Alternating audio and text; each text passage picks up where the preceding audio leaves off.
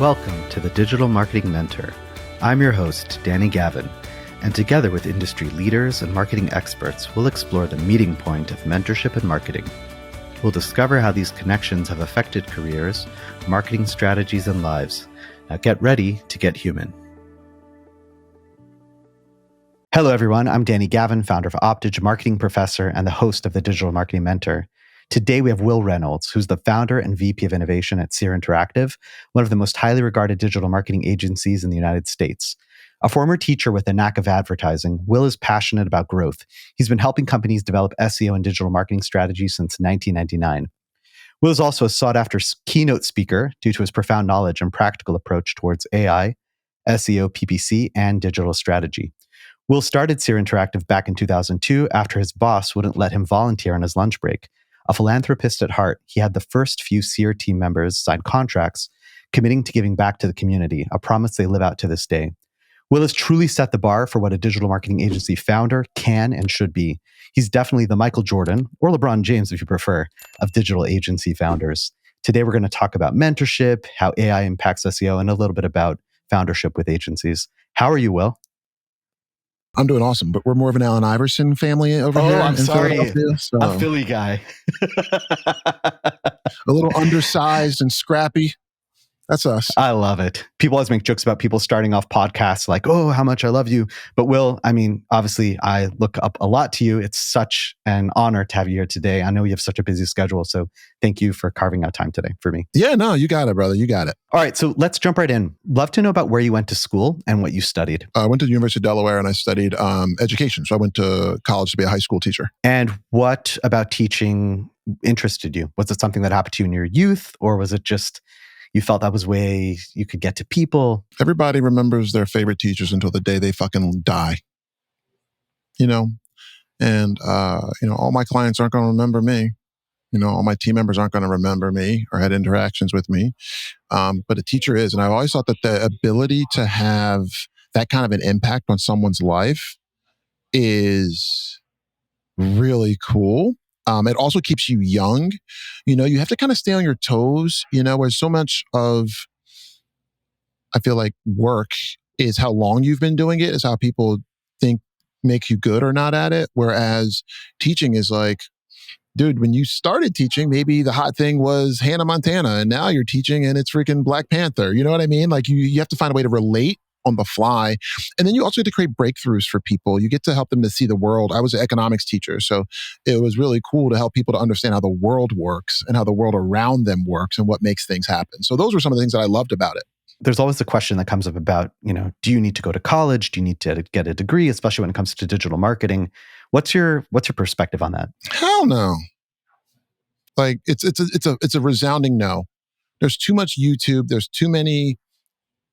Like people are so accessible these days. Like you can learn from some of the best people on the planet that do this stuff.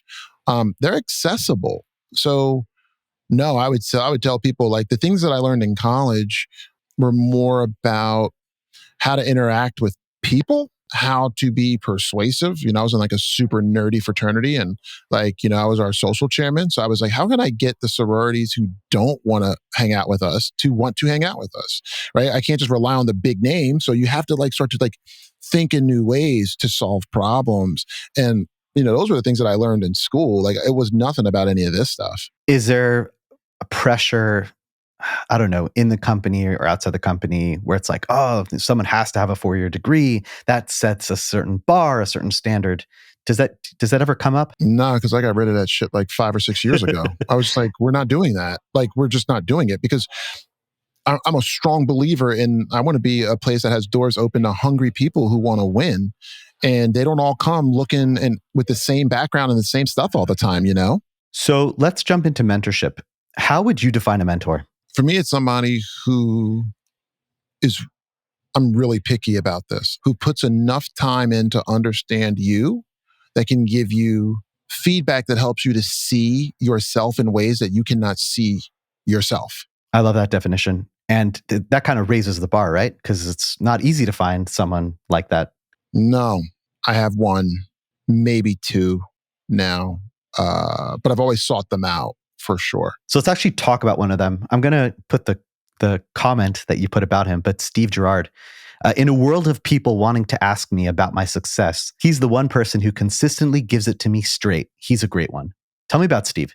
I had won some award that I didn't even want to apply for, and Crystal's like, you should apply for this one. It was like something through Bill Clinton's foundation. So, because Bill Clinton had located his office in Harlem and really kind of had this like, wait a second, when companies locate in inner cities, they have a spillover effect that I believe Bill Clinton even was like, I didn't realize I'd have this potential impact. So then he's like, I want to build out awards and things for companies that are dedicated to the inner city. So I was like, I'm not submitting for this. I'm not really an awards guy. And Crystal's like, you should do this one. And then she like wrote the whole thing up and was like, all you have to do is send it. So I sent it and we got connected. So they did a matchmaking between different people that were like Inc. 5000 companies and CEOs of other companies that were maybe on that trajectory someday. And that's how I got connected to Steve Gerard. So thanks, Bill. How does Steve look at you and present those aspects of you that maybe aren't so clearly seen? Well, let me just give you an example. It's the best way for me to, so one day we're in our office and SEER's super small and he can recognize that I have an energy about my work that could create a problem. And the problem was, he goes, you're going to accidentally burn out a lot of people in your company that are young. And I was like, what do you mean? And he's like, you don't think you're special. And I'm like, well, isn't that usually a good thing? And he's like, yeah, for 99% of people, but not you. He's like, you keep downplaying your special skills, which then makes other people feel like you literally are saying to people, well, I started this when I was 22. Like, this is doable. And he's like, you downplay a set of skills that you have so significantly that it makes you set this bar that other people are going to burn themselves out trying to live up to, because you're like, I'm no one special. I went to school to be a teacher. I don't know HTML. I don't, but yet here I am. You can do it too. It's not that hard. I don't think I was saying it that way, but he's like, you're going to accidentally burn people out because just by the way that you work and how much you downplay your unique skills and your successes, he's like, it makes people feel that it's attainable and easy. And then they find out the hard way after working really hard that maybe it's not. It kind of goes in line with, I think, what you mentioned, I don't remember if it was last week, but about job titles, right? That for CEOs, like, it means nothing, right? I've got these great people and they're doing great work, but for actual employees, that job title is really important. You want to talk about that a little bit as well? Well, that was another Steve Gerard thing. This guy he's been a godsend, because he said to me, and he's direct. He was like, the only person that doesn't care about the job titles is a CEO, and I'm like, what do you mean? And he's like, this really matters for people. And you're just downplaying it as we're all in the boat together. And sometimes you're my boss and you have to tell me what to do. And sometimes I need to tell you what to do. He's like, man, all that kumbaya shit, get that out of here. He's like, your people need to know where they stand in the organization. And we have, for right or wrong, our society does that with job titles. And it was that mixed with a little bit of time listening to the hard thing about hard things on a long drive across country that helped me to realize, like, yeah, me not having titles at some point actually hurt my employees more because I left them trying to make up a job title when they left. Like Allison O'Brien was one of our SEOs. She's an amazing human. She's now an SEO at another company. Hasn't worked at SEER for probably 12 years. And she had gotten promoted 3 times when she was at SEER, like every year, just boom, boom, boom. And she left SEER as an associate. And it was like, damn, right? Like, she's like, I now have to try to find a way to talk through my career progression. So I made more work for an amazing employee because I didn't want to have titles, which could have set her up to be. And I think, when you're getting a lot of resumes in and you're going through them, it's one of the things that you just scan for, right? Which is why title inflation is a fucking, it's a motherfucker, because, it's like, oh, if I can just give you a title, it opens up more opportunities to you. Right? Because HR people are just dialed into, well, if you were there for that long and you didn't get so it just helped me so much to be like, all right, that's not the way that I want to be, because my goal is to put my employees in the best position possible to get their next job. And I was not helping them with that. So therefore I knew it was time for me to change that. Let's talk about who you mentor in your current position. So I know you mentor people indirectly, directly, but I also think let's under this umbrella of mentorship, of you, going outside of the actual walls of SEER and trying to influence people and show them the opportunities. Love you to talk about that. I have a hard time calling myself a mentor, right? Because again, I started off being like, Steve Gerard would look at my, he was with, oh my God, he's still with me. But like, there was a time, I'd say for a good 6-year run, where he would like run my offsites, right? And he would call me and other executives out on our bullshit. And he would look at our financials every month. So when I would be like, things are great, he's like, how are things going great? Like he had to be invested enough to know me enough and to know my numbers enough to actually be a mentor, right? And I think so often when I don't know anybody that I don't mean I don't know anyone that well, but I don't know them at that level of complexity that Steve Gerard knew me and my business. So therefore, I have a hard time thinking of myself as mentoring people because he set the bar so high that it was like, oh man, if I don't have your financials, I'm a guy with some freaking advice, but I'm not your mentor because it's one of the things I love about financials. In the absence of financials, if you're a business owner, that I'm getting, everything I'm giving you has no context. It's like, if I don't know where you've come from, then like all of my advice, like how many people out there are giving advice to people? And it's like, well, dude, your parents were rich. So therefore it was easier for you to start your first thing, but they don't know that I'm not from that. So therefore their advice isn't that helpful. It's helpful. It might be inspiring, but it's not actually mentorship in my opinion. It's like advice peddling, right? And I try to be really careful about advice peddling because I don't know enough of anyone's story because I'm running my own thing to truly be a mentor to them. And I bet you a lot of people would say I mentor them, but they and I have different definitions of that because I'm just giving advice. I don't know if that's mentorship in my opinion. So with your definition of mentorship, do you push that concept at all within your company? People higher up, helping the people lower down, but really understanding where they came from. It's funny. Like that's a good question, but I don't know if I do a good job of that or not. I don't. I make myself hyper available to my team. My executives make themselves available, but I'll tell you, I do not know, if someone's like, are you scaling that? Like in a way that like I could look at and be like, yes or no. I'm not so sure. Okay. That's fair.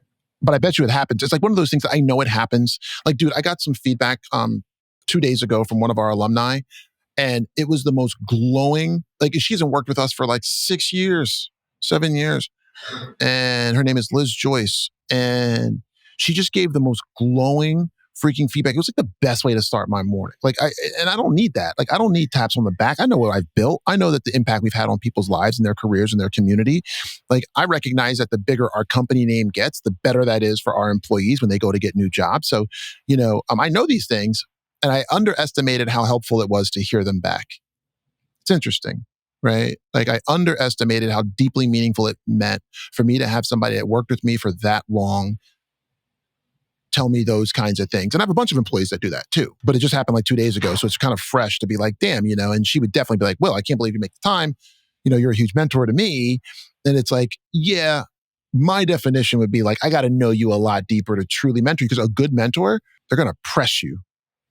To me, a mentor presses you, right? They understand where you're trying to go, and they have the time to invest in you to find the areas where what you say you want is not consistent with the activities you're taking on a daily basis. And most times that comes in the form of coaching because you pay somebody to do that for you, or therapy, right? Yeah.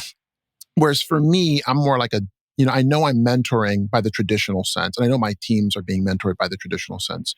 But for me, it's like, nothing's better than grabbing somebody who wants to go be great and to be like, it's not going to be easy, but I'm going to constantly, you probably won't even like it because I'm going to constantly be like, you need to change your definition of success because the last definition you gave me, I can't see shit that's associated with you being on that path. And there's nothing wrong with changing your definition of success, but you can't say you want this and then wake up and do this every day and then expect me to continue to invest my time. And Steve Gerard has said things like that to me too, where it's like, well, I'm not going to invest my time anymore, dude, because it's over. And because now you want to do this, and I'm good at mentoring on these things, which is, I think, is another thing that over the years that my mentors have had for me, because I've outgrown most of my mentors, which is crazy. But, I remember one of them sat me down and he was like, dude, you're going to outgrow me at some point. And when you do, fire me as a mentor, right? And as an advisor, because you will have gotten problems bigger than I've ever seen. And that means I did my job. And I was like, ooh, because I'm such a loyalist. Yeah. I was like, John, I won't ever get rid of you. You're the best. And he's like, no, I actually want you to. He's like, if your company continues to grow at the level that it is, he's like, 3 years from now, I shouldn't be advising you on much of anything anymore. And that was an important thing to learn about a mentor of mine as well early in my career. My first mentor ever in business. Kind of moving off a little bit, but still related. I feel like you have your eye on the prize. And with that, your schedule is like tight, right? I got family, I got work, but I know that you also like to help people, right? So I feel like there's like this push and a pull. How do you stay so strict to that schedule? And I'm sure people are reaching out. Can you help with this or that? What do you do to manage that? I stack rank people in my life. Explain. I have an order. My mom's in that order. My dad's in that order. My nieces are in that order. My kids are in that order. My wife's in that order, right?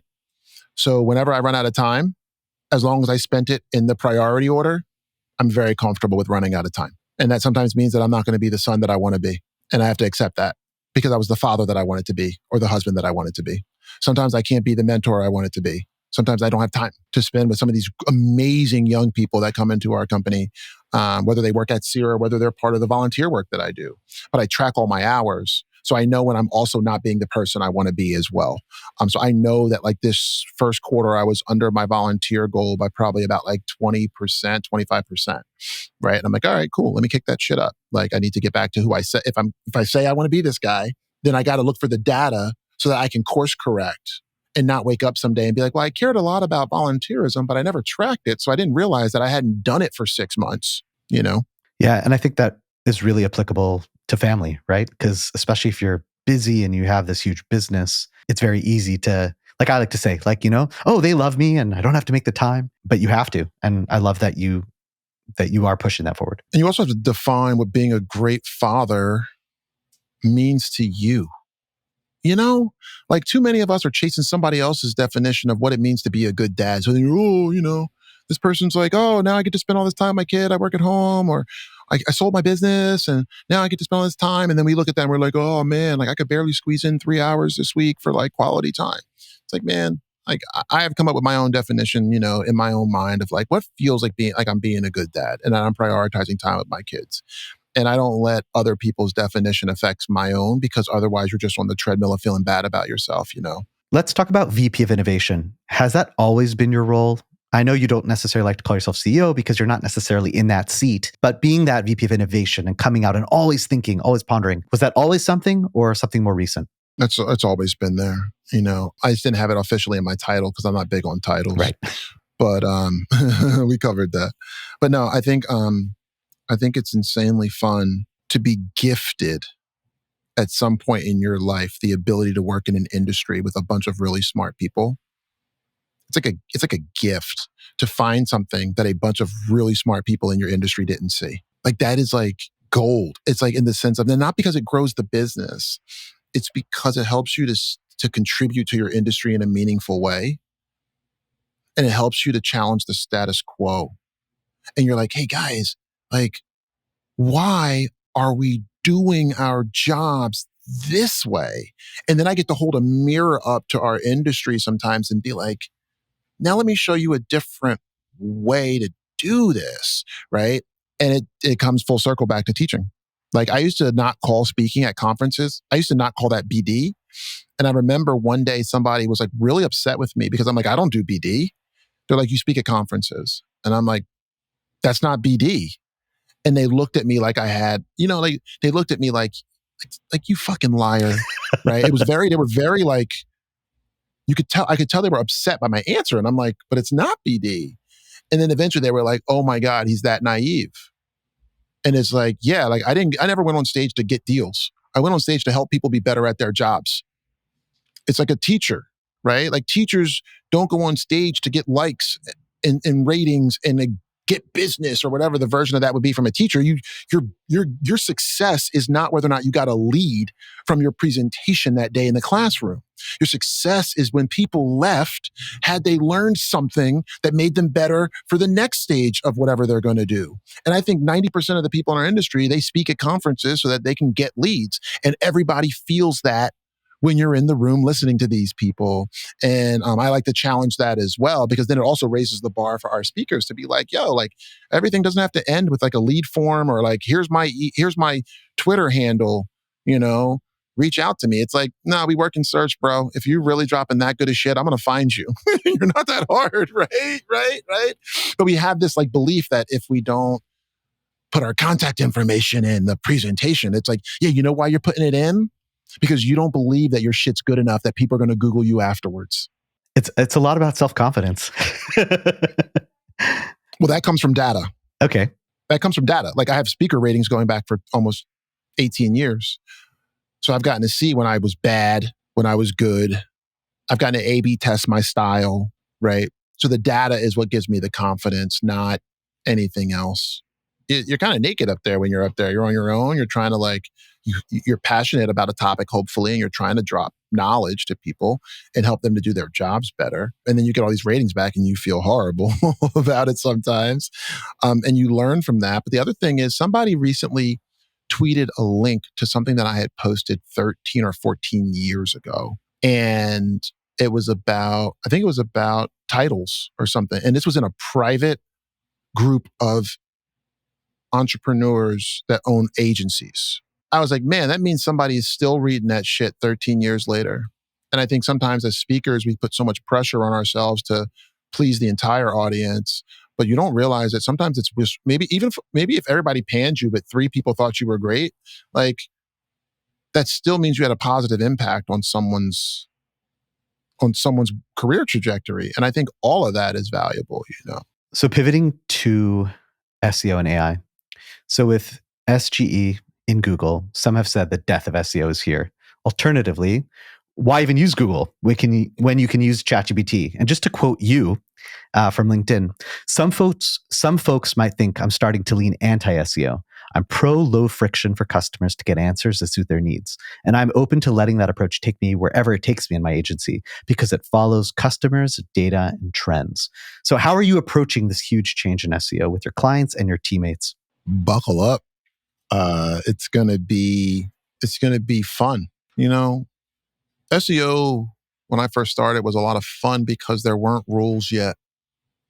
Old dudes like me couldn't be like, this is how it's done in the industry, right? There were no old dudes in 99 and 2000 doing SEO. Everybody was like, look at this shit. Like, this is crazy. We're all trying to figure it out together. And we were forced to share with each other and learn with each other. And eventually it just became like, yo, if I can rank on Google, I've done my job. And like people didn't really have to do all that exploration and all that. Like, man, like there's like a new model like every week. And what does that mean? And what is this? So like anytime when the job gets complex, I've been showing this at some presentations where I'm like, this is what SEO used to look like. And you're showing like how the open directory powered this and that Google powered this and that and Yahoo, and you had Ink2Me powering all these search engines. And you're like, we used to have to be these guys. We would have to literally sit around and be like, okay, do I really think that direct hit by Tioma is really going to take off? And is it worth me spending time trying to figure that out? Or should I just continue to optimize my open directory post because it powers all these other things? And that's, you know what I'm saying? Like we had to actually think and make our own bets. And today it's just like, well, what does Google want? Let's just follow Danny Sullivan. That's all you got to do. Right. Or whatever they say to do, you know? And I realize with this AI shit that I thrive at times where there are no rules and bets need to be made. And that's why I'm saying I'm looking at what makes getting answers easiest for customers. And I'm going to follow that because the customer will win, right? The customer will win. And it's like, so you're telling me the best way to get people answers today is to have them search for something. Try to find which website thinks it might answer it. They click on that website. They got to close all the cookie consent pop-ups, your own pop-up, because God forbid you just let somebody read the content. Then I'm trying to find out where the content is relative to all your ads and all the crap around it. And I'm going, so I would rather go through that than to just type in my question. And then inevitably you Google something, you learn something new. You're now like, wow, that's a new word for me. So now you've got to Google that word as part of another thing because you're still trying to solve the problem. So now each time you learn something, you've got to go back and refine your query and all that stuff. In ChatGPT, you're like, oh, that's a great answer. But my kid's 4 years old. Oh, and it's also a girl, so I don't like that example. And it's like, oh, well, let me put it to you this way. Let me put it to you that way versus the amount of searches and clicks and closing out pop-ups and where's the content versus where's the ad. And everybody's trying to make the ads look like content because they need to make money on that. And you're just like, man, there's so much friction there that I can't imagine that that's going to be the world 10 years from now, 20 years from now. I just can't imagine. Like, why would you want to go through all that friction? So do you feel like Google Ads or the ad side of Google is actually like their biggest shackles? Like that's just going to hold them back from totally embracing the new world? 1000%. And they just proved it again last week. So I started, this is where, some of this stuff, we've been around for a while, right? And oftentimes what I would say to young people when I would, talk to them in groups or provide some mentorship is I'd be like, hey guys, like anytime you can jump in an industry where the rules aren't written, you can really advance your career like so quickly. And I'm like, you can learn stuff about Google or TikTok today that I don't know because I can't stay on top of all of it. When it comes to Google and paid, what I've been saying to people is like, Google's not good at disrupting themselves. And the proof that I've been giving to people recently is look at how quickly Apple launched ITP or whatever, ITP, whatever it is, their privacy platform. They like announced it and had it rolled out in like 12 months. And that was like 5 years ago or whatever. And Google's like, you just killed all of our cookies if you're on an Apple device, and that's not good. And Facebook at the time cratered, right?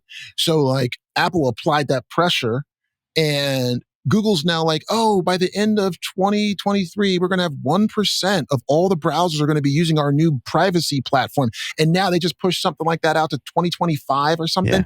And you're like, wow. So Apple did this like 6 years ago and got it done, announced it 7 years ago, got it done in 12 to 18 months. You then announced shortly thereafter, we're going to do it too. And we're waiting 5 years from now. And then last week, you just literally said, we're going to push it back another year to get to like 1.5% or 2% of the browsers are using your privacy platform because it fucks with how they make money. And I think the saddest thing about the state of Google today, which is a way over-talked thing in our community, I believe, but the way that I look at it is you literally were rewarded for years for going from one ad to two. It's like, I don't mean to say it this way because I'm not that smart, but it's like one line of code, add a second ad. One line of code, add a third ad. One line of code, add a fourth ad, and just make money, print money, print money. And then it's like, take the yellow box and make it slightly less yellow so then people don't know it's an ad. And then do this so it's less. And then do that so it's less. And then it's like, wow, you guys never really looked at yourself in the mirror and said, how can I make a better ad experience for people? You just got to add another line of code, change the layout. You already had to have some code to create a color behind the paid search ads. So then you just made it lighter. Like I can do that, right? I can do that. So I think they're kind of screwed because they're going to have to kill parts of their cash cow in order to lean into people getting easier answers. And I think you just look at Apple launching the privacy sandbox or whatever they call it, and then how Google's reacted to it, how long it's taken. And I'm like, that does not bode well for Google. And I think people don't want to say it, but people like you do want to say it. I'm saying like, it's scary to say that. So how do you look from an agency perspective? Obviously, a lot of the work, a lot of the money is from SEO, paid search. So doesn't that scare you a bit? No, because people need answers. I don't think the market for questions is going to drop now that ChatGPT is here. And this is how I think it through. So the internet started with directories if you wanted to find other sites. So once you wanted to get off of AOL or Prodigy or whatever you were on, I was a Prodigy guy. Like once you wanted to leave the platform, it was like you didn't know domains to search for, right? You just went to directories, Yahoo directory. Oh, okay. But then there became too many freaking websites that solved problems. And then Yahoo became like, page 1 of 30 for a locksmith or whatever, right? So then you're like, well, that doesn't work. And then Google was like, why don't we build something where you can type what you want in so you don't have to follow this branch of a branch of a branch of a branch to then get like 900 different answers alphabetized. Right? That's not the right way to get an answer. So let us do a search thing. Right?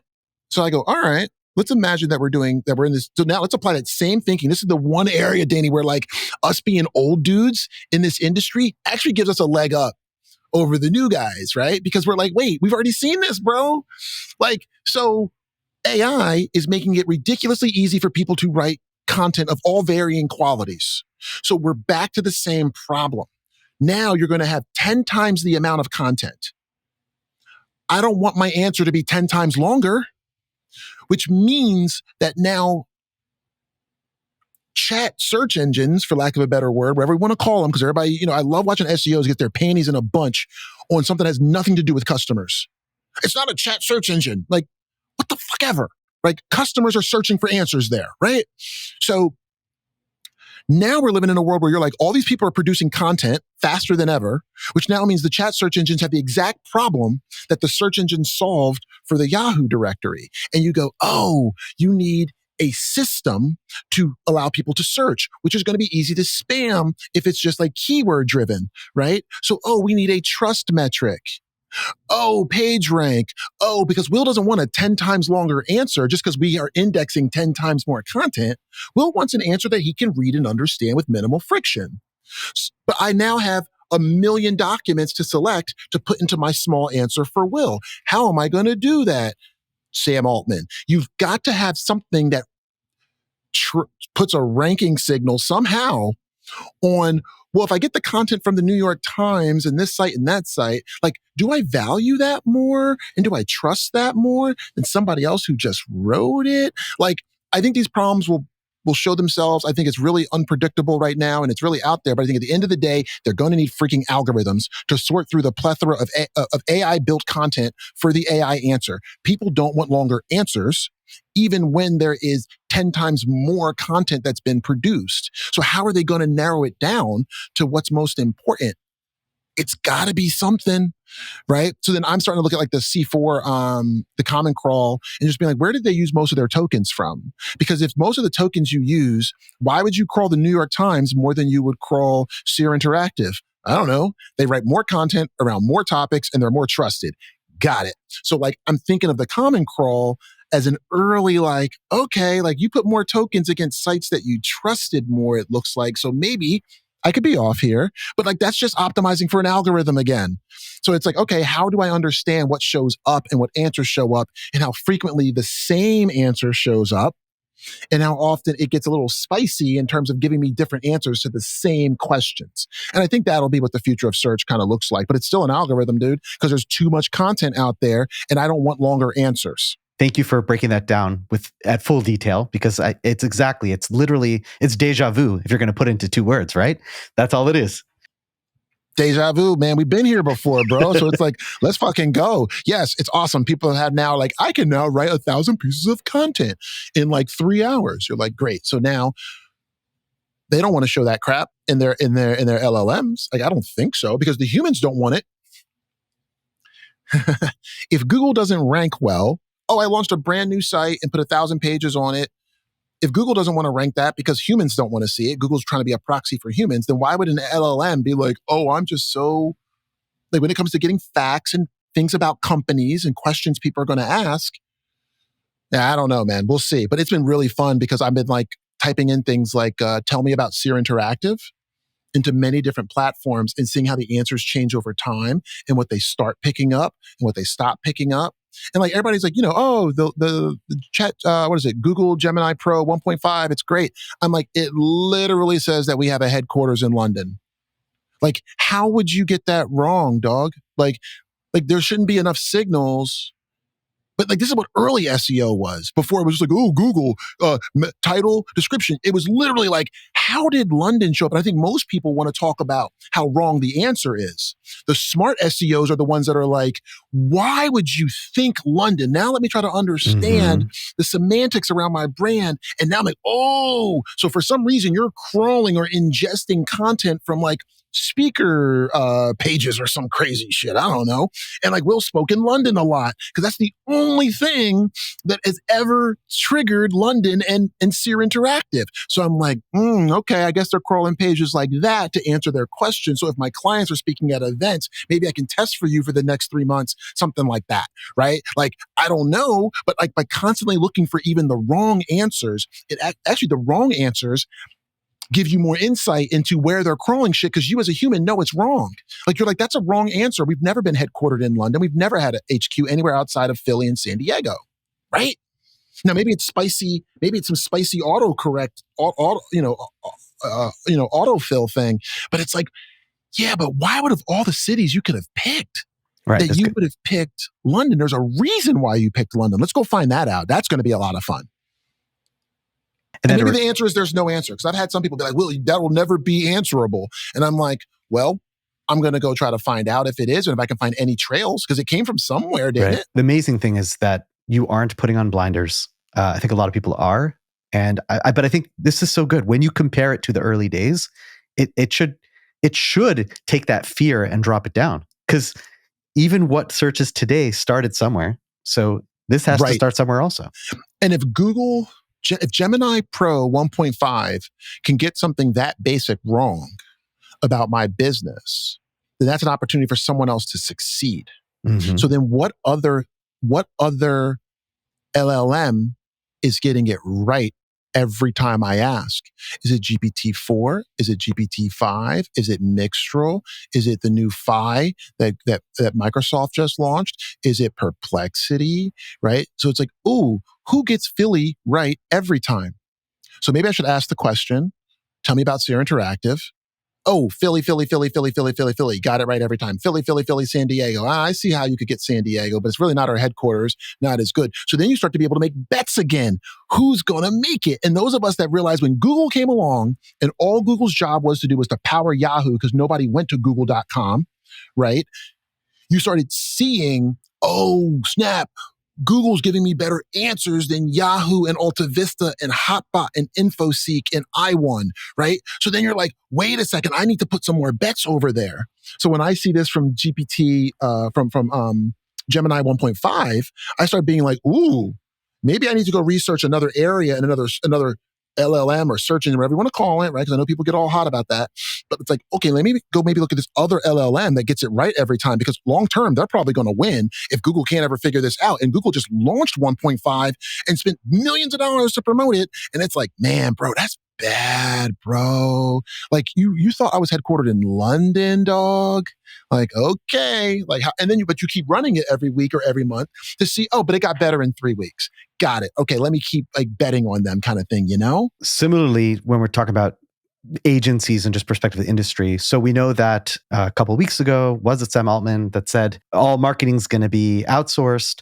And, you were discussing about what can we prepare to be in the top 5 to 10% of marketers. So what are you recommending digital marketers these days of how can they put themselves in a spot to be successful in the future? If I could give one piece of advice, I have a really long blog post about this, but build a custom GPT that solves a problem in your company. I think that puts you, I call it like the 5 stages of like AI career adoption. I think if you do that, you easily, I don't know. I would say you easily have a job for the next 10 years. Like if you're doing that today, your thinking will take you to a place where you'll probably be, because like think about it. If a company's like, well, if there's a task that I'm paying 10 people to do, and one of them comes along and automates, let's just say 30% of it, right? Well, now I've got 10 people who don't need to do 100% of work. They need to do 70% of the work. Well, then I can collapse all those folks down into a group of people that now put it at 100% for each one of them, and 2 people just lost their jobs. Do you think the person that lost their job was the person that built the custom GPT? Definitely not. No. And now that person goes, well, there was 10 people. Now there's 7 to do the same work. And then when it goes to 6, I'm still keeping you. When it goes to 5, I'm still keeping you. When it goes to 3, I'm still keeping you because you built the thing. And I think that for people that are building out custom GPTs, that's the thing I would look for more than anything in someone today is where did you build a custom GPT as a digital marketer to remove certain types of work from your workflow because you've created exponential value, right? So that would just be my thing is like, I would want to go into an interview today and be like, oh, here's a custom GPT. You're hiring me for an SEO role? Here's an SEO problem. I built this custom GPT. Go ahead and put your stuff in there. Upload your screaming frog crawl, upload this, upload your GA data, and now run it all. Now, how would that person sound about the future of search over someone that's like, yeah, here's my CSV, and then I'm going to like go into Google Analytics and look up these URLs and see if their traffic dropped on the same day. You're like, what? Both are creating the same value. Just one person likes to extract themselves from the value creation and go, Let me just automate these parts so I can go work on something else that I find more interesting or exciting. With regards to like, I guess, more traditional SEO and using AI for that, do you think it's worth time now to like, to do your keyword research, using a ChatGPT or an LLM, or, using, to edit content in order to make it better? So is that something that you're pushing, or, what do you think about that? I like using AI to help me see blind spots. So if AIs are helping to write your content, it's almost like this is so hard for me to articulate because all this stuff is so new, so I don't have Yeah. practice articulating it. But if AI is writing your content, like there's two, I think I'm a little bit ahead on the AI adoption curve. I'm going to start there. And I could not be. And I sit in a lot of rooms where I'm humbled, but AI doesn't write my content. AI helps me flesh out my ideas. So I ask AI not to write for me. I ask it to find out where I'm biased. Like, where am I missing something that you're expecting me to talk about? And then I make a decision as to whether or not I want to talk about that thing. I use it for idea aggregation. I use it to shoot holes through my ideas, right? So I've gotten really good at being on runs. I run almost every morning, and I'll be like, I'm thinking of this thing. Tell me where I'm wrong. Make me think better. I think a lot of people are like, "Ooh, they're using the same tool. It's interesting. GPT-4. Great. It wrote up this great article for me." I'm like, bro, like, have some original thoughts. Yeah. And then run those through, right? Because I think I just wrote this post about, how content's getting so similar and trying to break out of that mold. And then you're like, wait a second, like, AI is going to make that technically worse because it's just a prediction on the next word to come. So again, where do you create value? Having atypical ideas. Well, where are you going to get somebody to help you think differently about the way the industry currently looks at things? Fucking ChatGPT. Like, ask it, like, given these answers, what's it missing? How is it missing a 2024 context? So for me, like, that's one of the areas that I see. I use AI to help me think. I do not use it, and I'll have it write a blog post for me every once in a while. But then by the time I go through and edit it all, I'm like, yeah, it was like 90% me. Like, it wasn't, but then I'll have it help me with like punchier headlines and stuff. But like, I'm trying to drop original fucking thoughts. Nobody needs another SEO to say, you need to put the keywords in the title and the description. So like, whatever an industry's version is of the common knowledge, don't even write that anymore. And what's interesting is I haven't talked about this anywhere because I'm going to plan on talking about it at a few conferences. My whole strategy these days is you drop something hot on LinkedIn, right? An idea. Because writing a good blog post takes time. And I watch my company waste tons of time writing blog posts that weren't really moving the needle for us because they were just the average knowledge of what was in the industry. So, because I took over all of our marketing a while ago, and I'm the only person on the marketing team. So I'm literally like hands on keyboard, sending out tweets, sending out newsletters and shit. And it was great because it got me thinking differently. I'll drop something spicy on LinkedIn, right? And then I'll watch how humans react to it. Shocker. SEO reward system has been rankings. Does it rank? Hey, let me talk about my rankings. Let me go show everybody my traffic, right? My new rankings are humans. So I like to put a spicy idea on LinkedIn and see, does anybody care? And then based on the commentary and because it takes me 5 minutes. I got these ideas. I'm running around in the morning. I'm like thinking of shit. I put it into LinkedIn.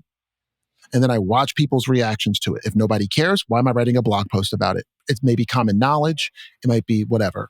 Then once I see it start to move, I'll then do a spicier version of the original thing on LinkedIn again and see, is there staying power there? Like, now I've written about this twice. Maybe I did a little Canva image or something to try to attract people to it. And you're like, yep, they cared about that one even more than the first one. And then I go, all right, now I'm going to go on a bunch of long runs and get all my ideas into Claude 3 and just run. And I might spend 2 hours dumping ideas. And then I'm going to start to have ChatGPT or Claude or whatever, start to put those ideas into a format. And then I'm going to turn that into a blog post. Now I've de-risked the time spent on blogging.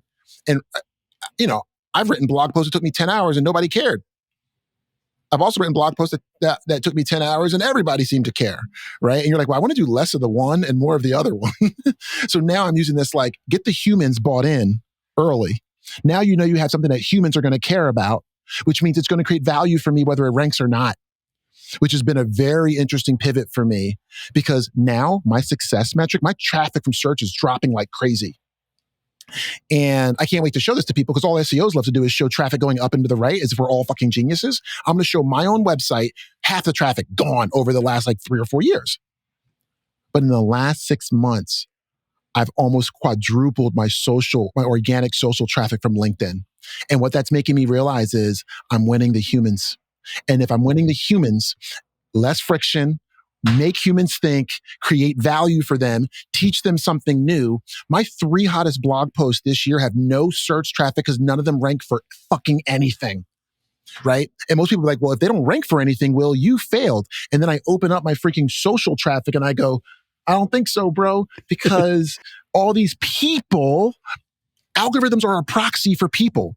Google's trying to figure out what would make people trust it, what would make people value it. I'm like, or you could actually just show it to people and then have them vote with their thumbs up and their comments and who they tag into shit, how often they put it in their own newsletters. That's my new thing. What have I written that ended up in other people's newsletters where they use UTMs? So now I can track what newsletter it's coming from. And I'm like, I will take 10 people from a newsletter over which is a trusted, curated thing over one person Googling it, which I don't even know if I'm really solving their problem or not, you know? I think you got it right and the search engines got it wrong. We'll see. Winning people is it, bro. Like it hit me like a ton of bricks when I took over our marketing. I'm like, wow, our traffic from LinkedIn is dog shit. And everybody says, oh, but they're not incentivizing you to send traffic off platform. And I'm like, oh, no. I'm getting 3 times the amount of traffic from LinkedIn that we did back in October and September. How did that happen? I completely changed the way that we did content. It wasn't search first and then post it on LinkedIn and see if anybody cares. It was post on LinkedIn first, see if anybody cares, then write from your heart, and then slightly tweak the post a bit to try to get some search visibility if you want. But my goal was always I was using Google as a proxy to get to people. And now I'm using social as the direct people themselves. And I'm saying maybe the proxy and all the jumping around hoops that I do is watering down me coming up with actual content that the humans want to read and get value from. So maybe I should just write the stuff the humans want to get and see how it plays out. And so far this year, it's been an interesting freaking test. And I can't wait to share the data with people because it's my own data. So I don't have to worry about it being like client stuff or whatever, Yeah, well, it's been a pleasure watching your growth on social because I know for a while, I don't remember if it was a couple of years ago, but it was like you had this whole thing about sharing pictures of yourself traveling, kind of like showing off. Why do I need to do that? So I felt like ever since that point, you pulled yourself back. But I feel like now you're pushing yourself forward, but in the right way, right? By being that educational source, making people ponder, making people think, and really adding that value, not just to the direct people around you, but also to the industry at large. Yeah, well, thank you for that. I'll leave you with this. The way that I pulled back was a mistake. It was like good for me, but it was good for me in one way, right? I learned a lot about myself when I couldn't post pictures of things that I love to see. I love photography. When I'm no longer on Instagram, I started not seeing things from friends and stuff like that. And I've gotten okay with the fact that I'm not going to see those things, right? What happened is I also am looking for joy in my feed. And what I find is I find a lot of outrage in my feed. Like I find a lot of misogyny. The world's going to burn up. All these poor Black people. It's like so many things are outrage that I pulled out of that, unfollowed so many fucking people because even people in your industry sometimes take you down very non-joyous paths. Yeah. And you're like, actually, the world is full of a lot of amazing and great people who just want to go to work and provide for their families. But if you logged into LinkedIn sometimes, or not LinkedIn, but like Twitter or whatever, you'd be like, the world's burning. And you're like, every CEO is bad and every person in power is bad. And they always, they're not doing the right things. And you're like, no, a lot of people are doing the right things. So I had to pull out of that because I just didn't like seeing that shit on my daily. But I will tell you, man, I missed a lot of stuff in that time. And it's really been joyous for me to get back into following people like Cyrus and people like Lily Ray and all of that, because now I'm starting to see things that are making me think differently. But I had extracted myself so far out that it kind of hurt a little bit the way that it made me happier. But it also hurt my ability to see our industry in certain ways too, Well, we're glad you're back.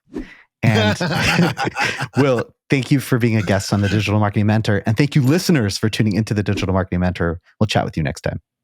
Thanks for having me. Thank you for listening to the Digital Marketing Mentor podcast. Be sure to check us out online at thedmmentor.com. and at the DM Mentor on Instagram. And don't forget to subscribe on Apple Podcasts, Spotify, or wherever you listen to your podcasts for more Marketing Mentor magic. See you next time.